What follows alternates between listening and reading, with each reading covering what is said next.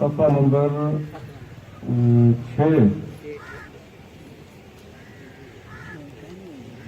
जो आपके पास सिलेबस है, सफ़ा नंबर 6 है।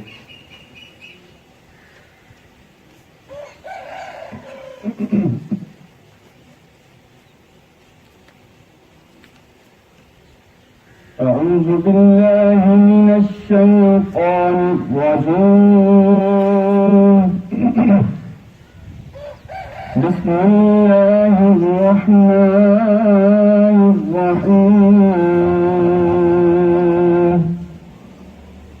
يا أيها الناس كلوا مما في الأرض حلالا طيبا ولا تتبعوا خطوات الشيطان إنه لكم عدو مبين. إنما يأمركم بالسوء والفحشاء وأن تقولوا على الله ما لا تعلمون. وإذا قيل لهم اتبعوا ما أنزل الله قالوا بل نتبع ما ألفينا عليه آباءنا أولو كان آباؤهم لا يعقلون شيئا ولا يهتدون. ومثل الذين كفروا كمثل الذي ينعق بما لا يسمع إلا دعاء ونداء صم بكم فهم لا يعقلون. يا أيها الذين آمنوا كلوا من طيبات ما رزقناكم واشكروا لله إن كنتم إياه تعبدون.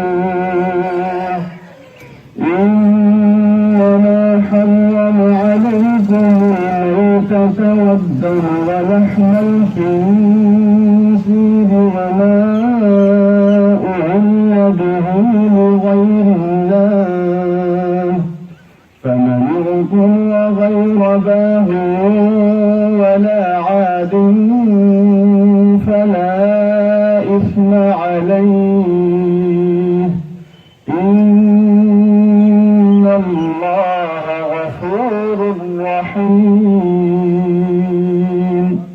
إن الذين يكتمون ما أنزل الله من الكتاب ويشترون به ثمنا قليلا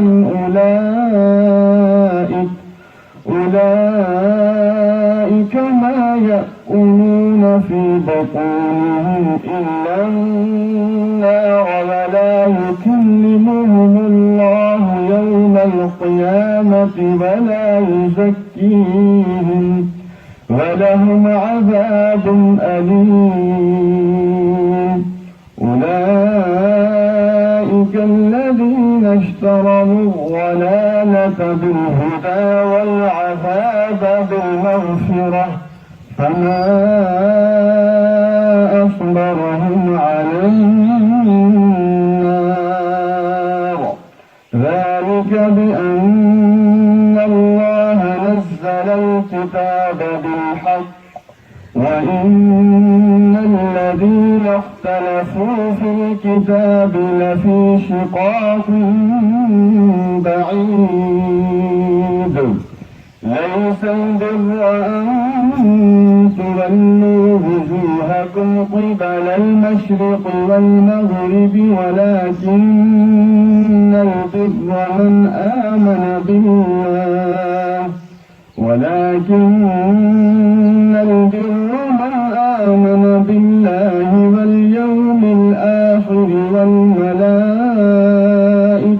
والكتاب والنبيين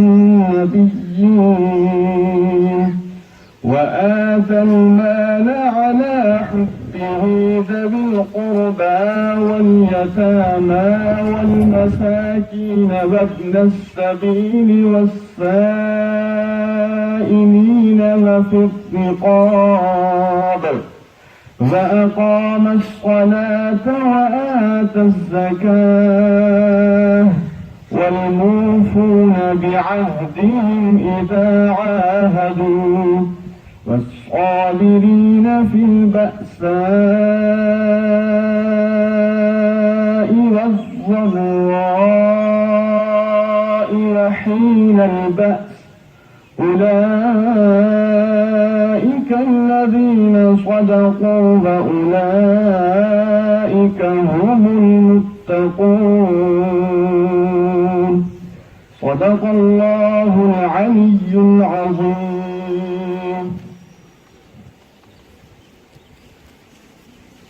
محترم سامعین کرام، ایسے خوبصورت کلام کے بارے میں کوئی یہ کہے کہ مجھے تلاوت کا وقت نہیں ملا، ویسے ہے حیرت اس آدمی پہ، چاہے کوئی مرد ہو چاہے عورت ہو، دل کے تار ہلا کے رکھ دیتا ہے یہ کلام. پہلی گزارش یہی ہے کہ ہمارے اوپر کوئی دن ایسا نہیں آنا چاہیے جس میں اللہ تبارک و تعالیٰ کے کلام کی زیارت نہ کر سکیں، اس کے کلام کو پڑھیں، سمجھیں، غور کریں، تلاوت کریں. تلاوت بنیادی طور پر بہت زبردست عمل ہے. فہم ضروری ہے، اس میں کوئی شک نہیں ہے، لیکن تلاوت کے جو اثرات مرتب ہوتے ہیں اور جو کیفیت پیدا ہوتی ہے، اللہ تبارک و تعالی ہم سب کو اس لطف سے اور اس کیفیت سے واقفیت عطا فرمائے اور ہمیں وہ کیفیت اپنی رحمت سے عطا فرمائے. کل کے درس میں یہ بات آئی تھی کہ لوگوں جو کچھ زمین میں ہے اس میں سے حلال اور پاکیزہ چیزوں کو کھاؤ. اصل میں اللہ تبارک و تعالیٰ کی بے شمار مخلوق ہے. انسان سمجھتا ہے کہ شاید میں اکیلا ہی ہوں اس جہان پر، تو اتنی ساری مخلوقات کے لیے اللہ تبارک و تعالیٰ نے خوراک کا بندوبست فرمایا ہوا ہے. اب کون سی خوراک انسان کے لیے مناسب ہے اور کون سی خوراک انسان کے لیے مناسب نہیں ہے، یہ اللہ تبارک و تعالیٰ نے فیصلہ فرما دیا. جو چیز ہمارے لیے مناسب نہیں ہے وہ کسی دوسری مخلوق کے لیے بہت زیادہ مناسب ہوگی. تو اس لیے انسانوں کو جب اشرف المخلوقات بنایا گیا ہے تو پھر ان کا خوراک کا نظام بھی باقی مخلوقات سے ہٹ کر بنایا گیا ہے اور پاکیزہ اور حلال چیزیں ان کے لیے جائز کی گئیں. یہ آیات مبارکہ یہی وہ آیات ہیں جو لوگوں کو بڑے درجے پر پہنچا دیتی تھی. آج ہم بھی ان کا درس سن رہے ہیں لیکن ہمارے پتہ نہیں کیا کیفیت ہے.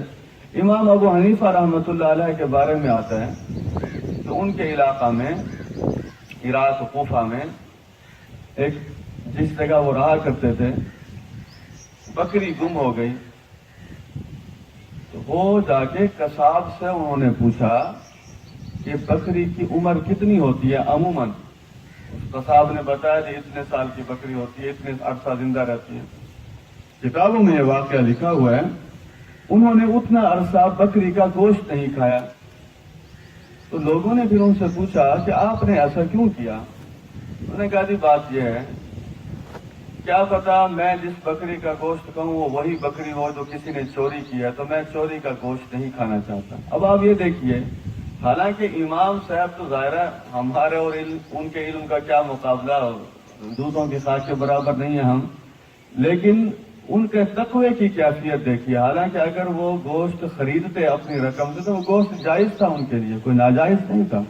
لیکن جو محتاط لوگ ہوتے ہیں ان کی پھر احتیاط کا درجہ آپ دیکھیں کہ وہ کس حد تک جا پہنچتے ہیں۔ اسی طریقے سے حلال اور طیب چیزیں، آج کل کمبائنڈ فیملی سسٹم چلتا ہے عموماً، مکانات اتنے زیادہ ہیں نہیں، لوگوں کے پاس جگہ اتنی زیادہ ہے نہیں کہ اپنے اپنے گھر بنا سکیں، تو اس میں آپ دیکھیے مسلمانوں کے گھروں میں اس قسم کی چیزوں کا یا شکایات کا پیدا ہونا، ٹھیک ہے 3 پیکٹ رکھے تھے 1 اٹھا لیا گیا ہے، آٹا اتنا رکھا تھا اتنا کم ہو گیا ہے، پھل اتنے رکھے تھے اب باقی اتنے بچے ہوئے ہیں، تو یہ گھروں میں سے کون اٹھا کے چلا جاتا ہے؟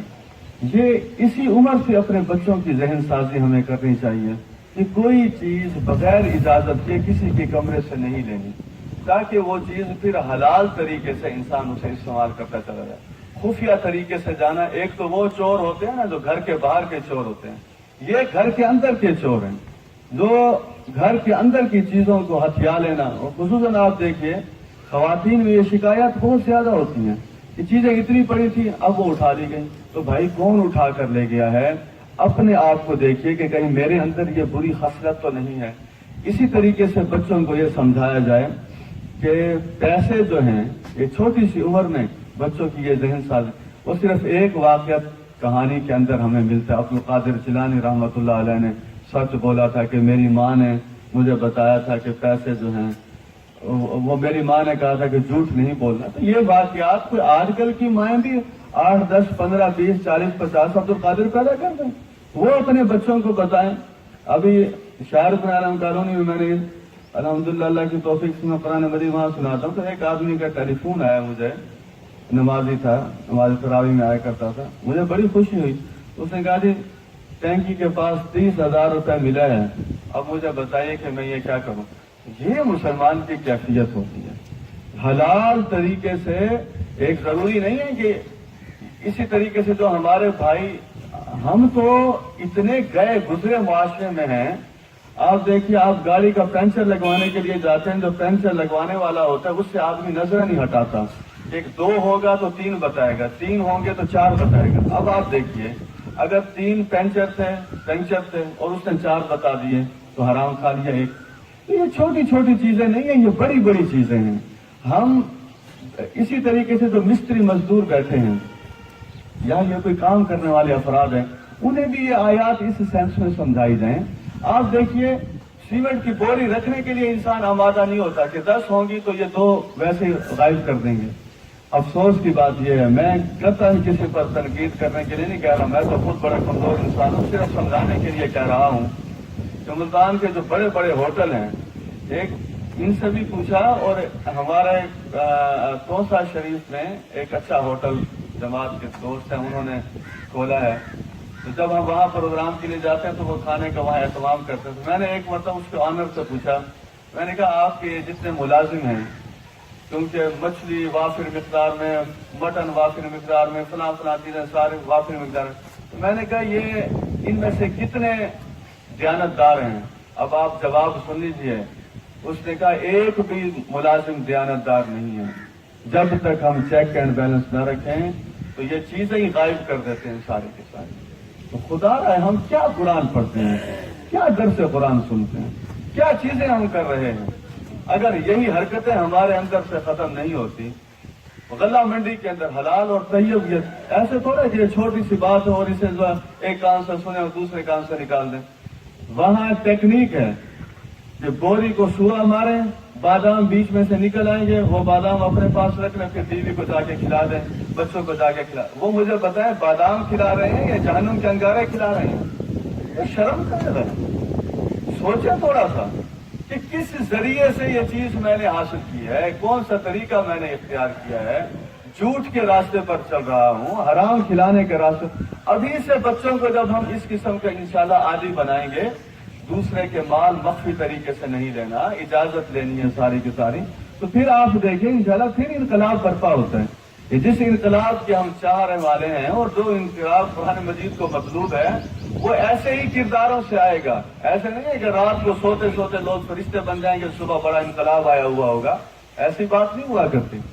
ذہن بدل جاتے ہیں لوگوں کے، اعمال بدل جاتے ہیں، سوچ بدل جاتے ہیں۔ تو آج ہم یہ طے کریں کہ ہم انشاءاللہ اپنے گھروں سے ان شکایات کو ختم کر دیں گے. ہم انشاءاللہ کوئی چیز کسی کی بغیر اجازت کے لیں گے نہیں, اور کوئی مشکوک مال جو ہے وہ ہم انشاءاللہ استعمال نہیں کریں گے. ان چیزوں سے پھر آپ دیکھیے کہ جو جسم انشاءاللہ بنیں گے وہ پھر اعمال صالحہ کی طرف آئیں. اب اگلی آیت پر ذرا توجہ دیجیے, پہلے ترجمہ اس کا کر لیں پھر اس کی مختصر تشریح کرتے ہیں. انما یأمرکم, یقیناً شیطان تو تمہیں حکم دیتا ہے کس چیز کا؟ بالسوء, برائی کا, والفحشاء, اور بے حیائی کا, وَأَن تَقُولُوا, اور وہ یہ حکم بھی دیتا ہے کہ تم کہو علی اللہ, اللہ تبارک و تعالیٰ کے بارے میں ایسی باتیں کہو, ما لا تعلمون, جو تم جانتے ہی نہیں ہو. تو شیطان کا طریقہ واردات ایک ہی آیت کے اندر اللہ تبارک و تعالیٰ نے بیان فرما دیا.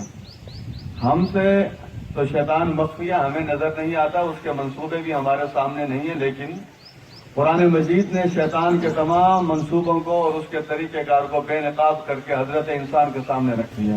اب وہ چاہتا کیا ہے؟ دو چیزیں ہیں, ترجمہ ذرا دوبارہ دیکھ لیں تاکہ میں تشریح میں مجھے آسانی ہو جائے. نمبر ایک, وہ عملی طور پر تو یہ دو چیزیں لوگوں کے اندر پیدا کرنا چاہتا ہے کہ برائی عام ہو جائے اور بدی عام ہو جائے, بے حیائی عام ہو جائے. دوسری بھی اس کی کاروائی ہوتی ہے, وہ یہ قرآن مجید کی بڑی اہم آیت بھی ہے, دلچسپ بھی ہے اور الارمنگ بھی ہے کہ متنبع کر دیتی ہے. وہ یہ, میری طرف دیکھیے, دنیا کا کوئی مذہب ایسا نہیں ہے جو شیطان سے محبت کرتا ہو. شیطان سے تو کوئی محبت نہیں کرتا. ابو جہل بھی یہ تھوڑا کہتا تھا کہ میں شیطان سے محبت کرتا ہوں, نہ ہی فرعون یہ کہتا تھا کہ میں شیطان سے محبت کرتا ہوں. شیطان کے ورغلانے کا طریقہ کار یہ ہے, وہ جو کچھ کرتا ہے وہ یہ کہتا ہے کہ یہ سارا کچھ اللہ تبارک و تعالیٰ کی طرف سے ہے. لوگوں کو اللہ تبارک و تعالیٰ سے محبت ہے, تو وہ لوگ جو کچھ پھر کر رہے ہوتے ہیں وہ اللہ تبارک و تعالیٰ کے قرب کے لیے کر رہے ہوتے ہیں. قرآن مجید میں ہے کہ وہ جو بتوں کی عبادت کیا کرتے تھے وہ کہتے تھے ہم یہ اس لیے کرتے ہیں تاکہ یہ بتوں کی عبادت ہمیں اللہ کے قریب کر دے. اب آپ دیکھیے وہاں بھی شیطان نے جس کام پر لگایا ہے تو وہ نسبت کس کی طرف کر دی ہے؟ اللہ تبارک. اسی طریقے سے بیت اللہ کا جو برہنہ طواف کیا کرتے تھے تو کہتے تھے یہ اللہ تبارک و تعالیٰ نے ہمیں حکم دیا ہے ایسا کرنے کا. تو شیطان جو بھی چیزیں کرتا ہے تو ذہن میں رکھ لیجئے وہ اپنے نام پر کبھی دعوت نہیں دیتا. حتیٰ کہ یہ جو قادیانیت کا معاملہ ہے, شیطان کیا بھی طریقہ کار صرف اس صدی میں نہیں تھا, اب بھی وہی ہے. کچھ لوگ سورت صف کے اندر سے گمراہ ہو کر قادیانیت کی طرف چلے جاتے ہیں. وہ کیا کہ حضرت عیسیٰ علیہ السلام نے فرمایا تھا یاتی من بعد اسمہ احمد, میرے بعد ایک پیغمبر ہوگا جس کا نام احمد ہوگا, تو یہ مرزا غلام احمد قادیانی. اب آپ دیکھیے شیطان کا طریقہ واردات, اس میں انسان بھی بہک گئے اور انسان بھی اس خرابی کے اندر چلے گئے. حالانکہ احمد کس کا نام ہے؟ حضرت محمد صلی اللہ علیہ وسلم کا نام. حضرت عیسیٰ علیہ السلام کے بعد حضرت محمد صلی اللہ علیہ وسلم تشریف لائے. تو یہ سمجھنے کی کوشش کیا کریں. بعض اوقات ہم جب سوچ بھی رہے ہوتے ہیں, غلطی کرنے کے بعد ہم پھر لوگوں سے پوچھتے ہیں, اندر ہمارا ضمیر ہمیں کہہ رہا ہوتا ہے کہ غلط کام کیا ہے. لوگوں سے ہم پوچھے ہوتے ہیں میں نے ٹھیک کیا ہے نا. وہ لوگ کبھی تو ہمارے خوف کی وجہ سے, کبھی ویسے تعلقات کی وجہ سے کہتے ہیں جی کمال کر دیا آپ نے. پھر انسان اندر کے ضمیر کو دبا دیتا ہے اور کہتا ہے چلو باہر کی جو خارجی گواہی ہے وہ زبردست ہے, یہ داخلی آواز کو دبا دیں. تو یہ حرکت جو بھی انسان کرتا ہے یوں سمجھ لیجیے وہ اپنا دشمن خود ہے. ورنہ اللہ تبارک و تعالیٰ نے اندر ضمیر کی شکل میں ایک جج بٹھایا ہوا ہے, وہ خود انسان کو بتا دیتا ہے کہ یہ حرکت جو تم نے کی ہے یہ مناسب تھی یا نہیں تھی, یہ کام کرنا چاہیے تھا کہ نہیں کرنا چاہیے تھا. لیکن اس کے پیچھے بھی پھر شیطان جو ہے وہ اپنی کاروائی کر رہا ہوتا ہے کہ کہیں یہ انسان راہ راست پر نہ آ جائے. تو میں اس آیت کو دو حوالوں سے اپنے آپ کو سمجھانے کے لیے آپ کو بھی سمجھا رہا ہوں. وہ یہ دو چیزیں ہوتی ہیں, ایک ہوتا ہے عمل اور ایک ہوتا ہے نظریہ. ایک ہوتا ہے عمل, ایک ہوتی ہے فکر. شیطان نے دونوں جگہ ڈاکہ ڈالا ہے. عمل کے اندر تو یہ خرابی پیدا کر دی کہ بے حیائی اور بدکاری کی طرف ڈال دیا. اب واپس پلٹنے کا کوئی راستہ اس لیے نہیں چھوڑا کہ ان ساری چیزوں کو نظریاتی طور پر اور فکری طور پر بھی آلودگی اس کے اندر پیدا کر دی اور خرابی یوں پیدا کی کہ ساری چیزوں کو منسوب کر دیا اللہ تبارک و تعالیٰ کے ساتھ. یہی آپ دیکھیے کتنی بے شرمی کی بات ہے. ہم بے حیائی کے کام کرتے ہیں. ایسی فلم جس کے اندر گانے بھی ہیں، بےہودگی بھی ہے، جس کے اندر برہنہ لباس بھی ہے، نیم برہنہ لباس بھی ہے، زو مانی جملے بھی ہیں، وہ پاکیزہ ذات جو بے حیائی کے حرام کرنے کا حکم دیتی ہے، اس پاکیزہ ذات سے ہم دعا کر رہے ہوتے ہیں کہ وہ ہماری ان فلموں کو کامیابی کے راستے پر ڈال دے. ذرا تصور کیجئے، ہماری دعاؤں کا انداز دیکھیے اور ہماری بے وقوفی کا انداز دیکھیے. آپ ٹی وی پر دیکھ لیں، بڑے زبردست طریقے سے دعائیں ہو رہی ہوتی ہیں اور اللہ تبارک و تعالیٰ کا شکر بھی ادا ہو رہا ہوتا ہے کہ یہ اللہ تبارک و تعالیٰ کا لاکھ لاکھ احسان ہے کہ کامیابی کے مراحل طے کر کے اتنے پیسے اس نے کما لیے. خدا کا نام مانے، اللہ تبارک و تعالیٰ کی ذات کے بارے میں ایسے جملے کہنا، اللہ تبارک و تعالیٰ کی ذات کے بارے میں ایسی باتیں کہنا، شرم آنی چاہیے. وہ ذات تو ایسی ہے، اس نے اپنی غیرت کی وجہ سے ساری بے حیائی کی چیزوں کو حرام قرار دے دیا ہے. تو بجائے اس کے کہ اپنی اصلاح کی طرف آئے، یہ شیطان اس کا ڈائریکٹر ہوتا ہے، شیطان اس کے پیچھے کیمر ہوتا ہے، شیطان اس کے پیچھے پلانر ہوتا ہے. وہ منصوبہ بندی کر رہا ہوتا ہے اور ان چیزوں کو رحمان کے ساتھ منسوب کر دیتا ہے. پھر قرآن مجید نے ہمارے اوپر یہ احسان فرمایا ہے، اس لیے قرآن کا ایک نام ہے فرقان. فرقان کا مطلب ہوتا ہے حق اور باطل کو بالکل واضح کر دینے والا. تو قرآن مجید نے فرقان کی روشنی میں حق اور باطل کو بالکل واضح کر دیا. یہ حیا، یہ بے حیائی، یہ توحید، یہ شرک، یہ حلال، یہ حرام، یہ اللہ تبارک و تعالیٰ کا پسندیدہ طریقہ، یہ اللہ تبارک و تعالیٰ کا ناپسندیدہ طریقہ. تو الحمدللہ فرقان کی روشنی میں ہم شیطان کی ان ساری چالوں کو پھر ناکام بنا سکتے ہیں. اب آئیے آیت نمبر، اسی سے اگلی جو آیت ہے پہلے اس کا ترجمہ کر لیں.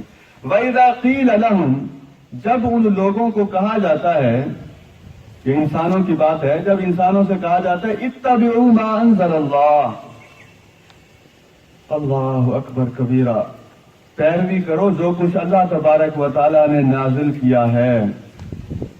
آپ کبھی، ہمارے ڈاکٹر صاحب تشریف لا چکے ہیں، یہ تو خیر روزانہ اس عمل سے گزرتے ہیں.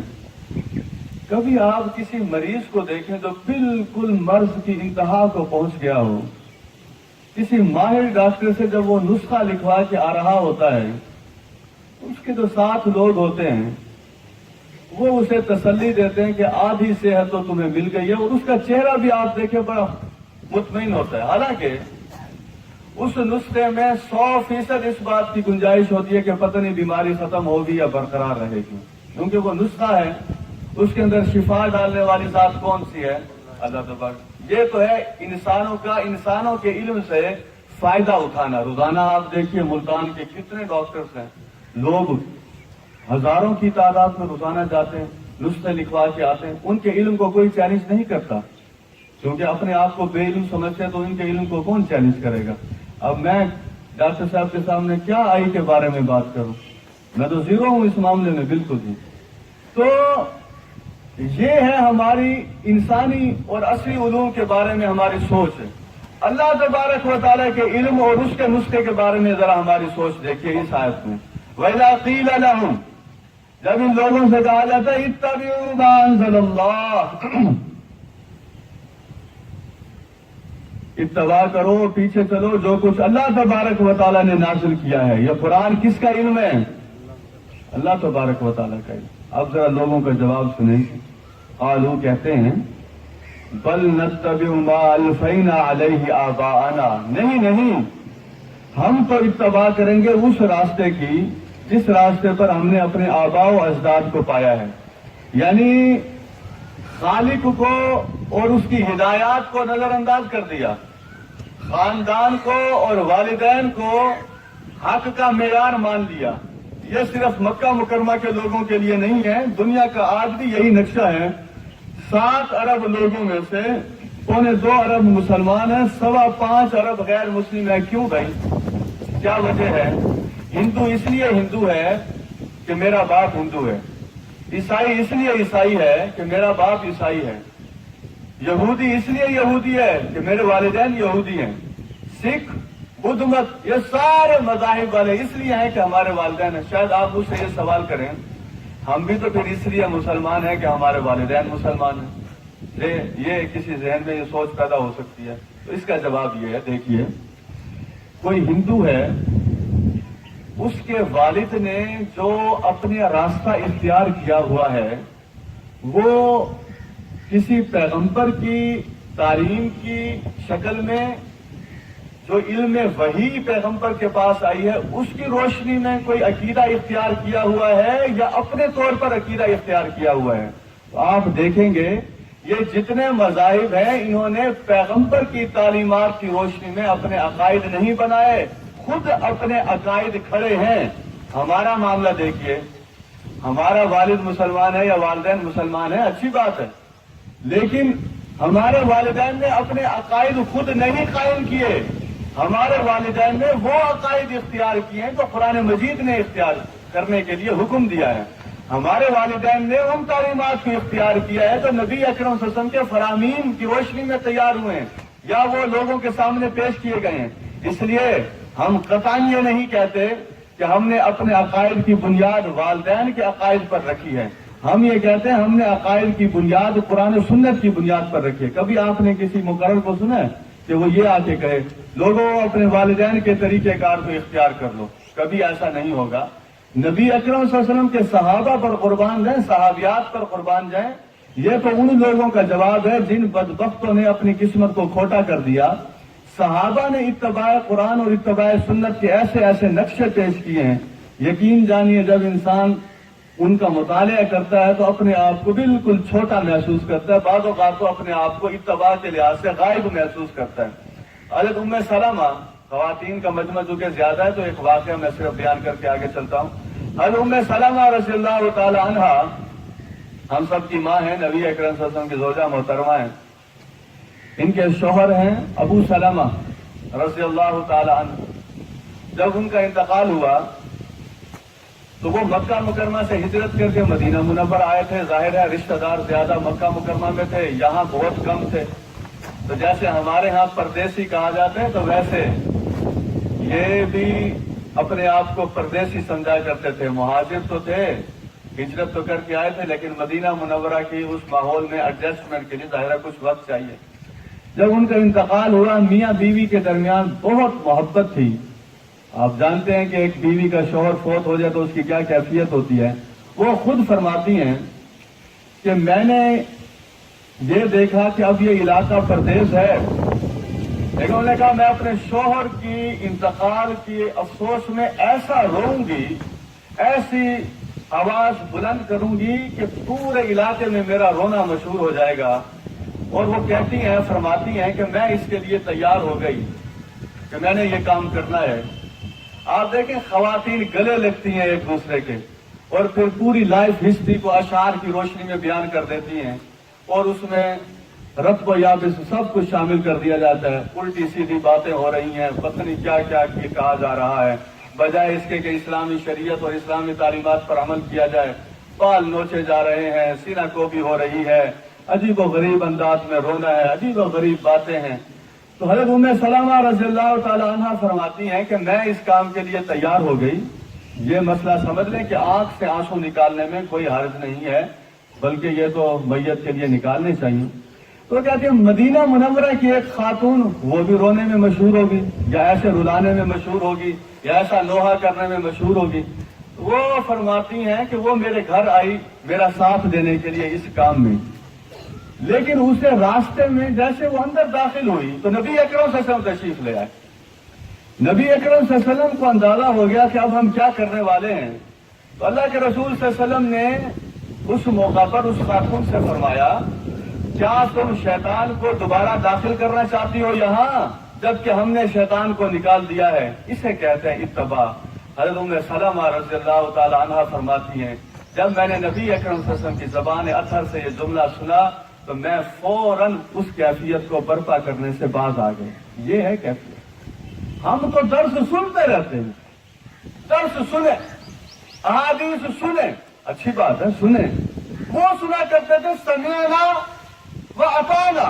आप देखिए अभी एक बात, अच्छा बात डायरेक्ट उन्हें भी नहीं की, बात तो उस खातून को की है, लेकिन वो समझ रही थी हुक्म आम है सारों के लिए, तो कहने कि मैं बात। अब जरा खवातीन जो यहाँ बैठी हैं इनसे जरा आप कहें कि आप पास आ जाएंगी इस किस्म की जुमलेबाजी से, ऐसे ऊंची ऊंची आवाजें निकालने से और ऐसे नोहा करने से, तो ये वक्त लगेगा पास आने के लिए। तो हज़रात मोहतरम ये वो अफराद हुआ करते हैं जो इत्तबा कुरान के लिए फिर तैयार नहीं होते, वो अपने आबाओ अजदाद के तरीके को देखते हैं। देखिए आबाओ अजदाद के मुकाबले में कुरान और सुन्नत को ठुकरा देना। एक बात मैं और भी कहना चाहता हूं, यहां हमारे खुसूसन शादी और गमी की जो रसूमात हैं वो सारी की सारी आबाओ अजदाद के तरीके पर चल रही हैं। यहूद और हनूद भी उसमें शामिल हो गए हैं। हमारे एक दोस्त हैं, रोहिल्ला वाली एक इलाका है, वहां मैं दर्स देने के लिए गया, इसी मौजू पर गुफ्तगू की। जिनके घर दर्स था, नाइट स्टे भी वहां था, वो बड़े हंस रहे हो रात को मेरे साथ चारपाई। मैंने कहा जी राना साहब खैरियत तो है? कहने लगे बस आज आपने हमें जो बताया वो हमें अपने ऊपर अफसोस भी हो रहा है, हंसी भी आ रही है। तो मैंने कहा क्या हुआ? कहने लगे हमने ये सारी जिंदगी मियाँ बीवी ने तय किया था कि बच्चों की शादी पर कोई गैर इस्लामी रस्म नहीं करनी। मुल्तान के डॉक्टर हैं जिनसे बेटी का रिश्ता हुआ, वो भी दीन से मोहब्बत करने वाले, हम भी दीन से मोहब्बत करने वाले। उन्होंने भी तय किया कि कुछ रस्में नहीं करनी, आबाओ अजदाद करते आए हैं, अब दीन की समझ आ गई है, अब सारी चीजें छोड़ देनी है। हमने भी यह तय किया। शादी से 2 दिन पहले मेरी बीवी मुझे कहने लगी, अच्छा राना साहब लेने का वक्त था तो दीन याद नहीं आया, आज जब देने का वक्त आ गया तो आज दीन याद आ गया। कहने के बाद इस फिक्रे ने मेरा दिमाग से, मैंने आपको कहा ना मनसूबा पीछे चल रहा होता है मुसलसल। कहने का मैंने टेलीफोन किया वहां लड़कों वालों के यहाँ क्या सूरत हाल है, तो डॉक्टर साहब के वालिद साहब से बातचीत हुई। उन्होंने कहा जी बच्चे कह रहे हैं कि और तो चलो न करें, चलो ये एक रस्म है थोड़ी सी ये कर देते हैं। तो मैंने कहा जी यहाँ भी यही कैफियत चल रही है। मुख्तसर ये वो कहने लगे कोई एक रस्म ऐसी नहीं थी जिसे तोड़ने में हम कामयाब हो गए हों, ये सारी चीजें फिर हमने की। तो हज़रात मोहतरम हम जो दर्स सुनने के लिए आए बैठे हैं, आज जरा सोचे सही, एक गरीब आदमी जिसकी 10,000 रुपए तनख्वाह है, अब उस खानदान में ये रिवाज चल रहा है ताए को भी सूट देना है, ताई को भी सूट देना है, चचा को भी सूट देना है, चचा 3-4 हैं, पूरी बिरादरी में कब से कपड़े तकसीम कर रहे हो, उसकी कोई टेक्सटाइल मिले जो तक कपड़े तकसीम करता फिरेगा, उसके लिए आसानी पैदा करो। शरीयत ने तो ऐसा कोई मुतालबा उसके लिए नहीं रखा। वो 10,000 वाला बेचारा क्या लेगा? सबसे पहले वो कर्ज लेगा। इसलिए आप देखें जैसे शादी की तारीख रखने के लिए इंसान कोई तारीख सोचता है, तो वैसे ही उन लोगों के बारे में भी सोचते हैं जिनसे पैसे लेने हैं उसने कर्ज के तौर पर, और फिर शादी के बाद लौटाने हैं।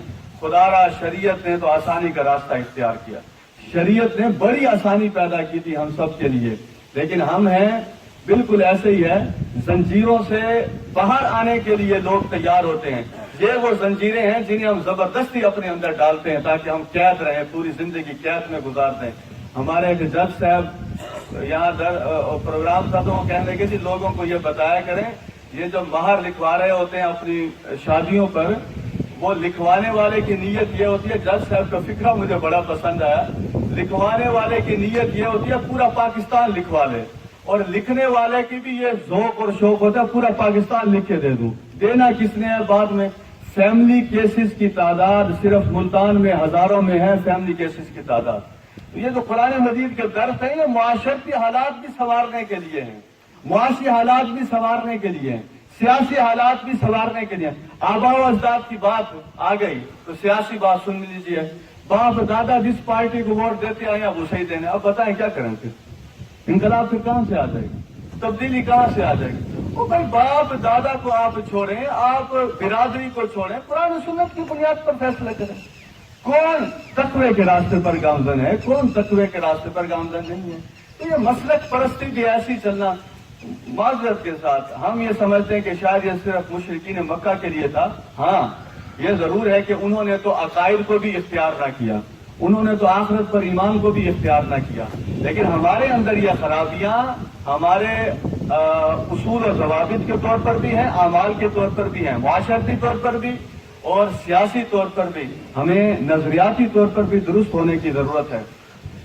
حضرات محترم ڈاکٹر صاحب تشریف لا چکے ہیں، ہم یہیں ختم کر رہے ہیں۔ البتہ اللہ تبارک و تعالیٰ کا تبصرہ سن لیجیے، بہت خوبصورت تبصرہ ہے۔ اولو کان آباؤہم، یہ جن کی پیروی کرنے چلے ہیں، کیا بات ہے قرآن مجید کی، کیا بات ہے۔ اگر ان کے آباء و اجداد کے پاس لا یعقلون شیئا، عقل نہ ہو بالکل، یعنی کبھی آپ نے یہ لطیفہ نہیں دیکھا ہوگا کہ گھر میں پاگل لڑکا کوئی ہو جائے، پاگل لڑکا مینٹلی طور پر بالکل عقل سے فارغ ہو جائے، اس کو کہا جائے کہ گھر کے سارے معاملات اب تمہارے سپرد ہیں، مشورہ لیا جاتا ہے اس سے؟ کوئی اس سے رائے لینے کے لیے تیار ہے؟ وہ بے وقوف کو تو باندھ کے رکھ دیا جاتا ہے، اس کی بلکہ وہ سارا دن جو کہے اس کے الٹ کیا جاتا ہے سارا کچھ۔ یہاں یہ کیا بات ہو رہی ہے؟ اللہ تبارک و تعالیٰ کی علم اور حکمت کے مقابلے میں والدین کے گمان کو اہمیت دی جا رہی ہے۔ تو فرمایا لا یعقلون شیئا، کوئی عقل نہیں ہے، ولا یہتدون، اور نہ ہی ان کے پاس ہدایت ہو۔